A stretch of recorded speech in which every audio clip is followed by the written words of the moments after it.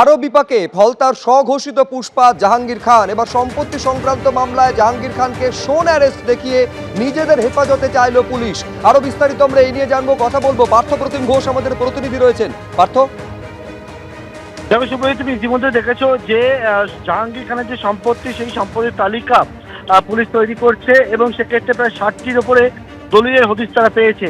এবং এর পাশাপাশি জাহাঙ্গীর খানের নামে ফলতা থানায় আরো অভিযোগ দায়ের হয়েছে।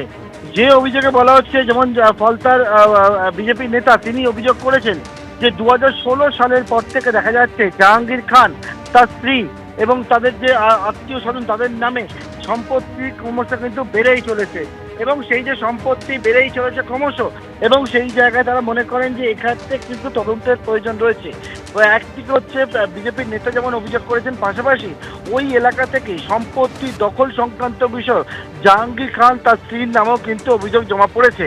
এবং সেই অভিযোগগুলোর পর আজকে জাহাঙ্গীর খানকে অন্য অপর যে মামলায় নিজেদের কাস্টাডিতে রেখেছিল পুলিশ, সেই মামলার পর জাহাঙ্গীর খানকে আজকে আবারও আদালতে পেশ করা হয়েছে। এবং সেক্ষেত্রে হচ্ছে সম্পত্তি সংক্রান্ত মামলায় জাহাঙ্গীর খানকে এবং তার স্ত্রীকেও নিজেদের হেফাজতে আবেদন জানানো হয়েছে। ইতিমধ্যে ডায়মন্ড হারবার আদালতে সেই শুনানি পর্ব শেষ হয়েছে, কিছুক্ষণ পর রায় দেওয়া হবে। তবে পুলিশ জানাচ্ছে এই সম্পত্তি সংক্রান্ত মামলাতেও জাহাঙ্গীরের নামে এফআইআর রয়েছে এবং সেই এফআইআরে শোন অ্যারেস্ট দেখিয়ে নিজেদের কাস্টাডিতে আবেদন জানানো হয়েছে পুলিশের তরফ থেকে। শুভজিৎ, পার্থ তোমাকে ধন্যবাদ। আমি এইখানে দর্শকদের সামনে রাখবো যে অভিযোগ যার তরফে করা হয়েছে, বিধান পাড়ুই, তিনি ঠিক কি বলছেন এই নিয়ে।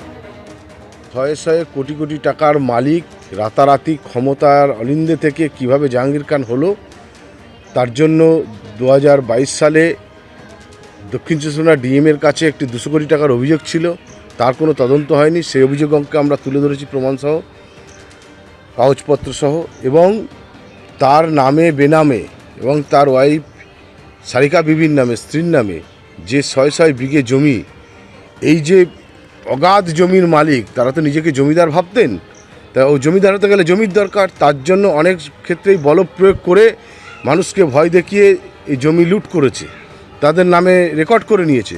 এই রকম প্রায় 80-100 বিঘের জমির আমি রেকর্ড তথ্য সহকারে ফলতা থানা ইডির কাছে আমরা জমা দিয়েছি এফআইআর করবার সময়। এত টাকার মালিক হয়েছে, এত জমির মালিক কি করে হয়? কি কাজ করতেন? ছিলেন তো জমির জরির রস্তাগার।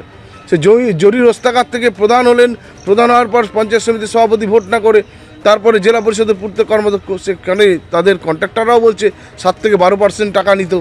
এই যে টাকাগুলো অবৈধভাবে উপার্জন করছে, করে বলপ্রয়োগ করে, কারণ সবাই তো জমি স্বেচ্ছায় বিক্রি করে না, ক্ষমতার ভয় দেখিয়ে তাদের এই অবৈধভাবে জমি নিয়েছে, সবটা রেকর্ড করে উঠতে পারছে না, তাহলে ভুয়ো বেরিয়ে আসবে। অনেক সময় ভুল করে লিখিয়ে নিয়েছে, কিন্তু একটা রেকর্ড করতে গেলে, ডিট করতে গেলে তার যে আইন কানুন আছে সবটা মেনটেন করতে পারেনি, সব ধরা পড়ে যাচ্ছে এখন তদন্ত করলে। তার জন্যই আমরা বলেছি ফলতা থানাকে এবং ইডিকে যে আপনারা যথার্থ তদন্ত করুন, তদন্ত করে তার জন্য উপযুক্ত ব্যবস্থা নিন। তার মধ্যে তার যে বাড়িটা আছে 3 তলা, সেটাও অবৈধভাবে হয়েছে, সেটাও বাজেয়াপ্ত হবে।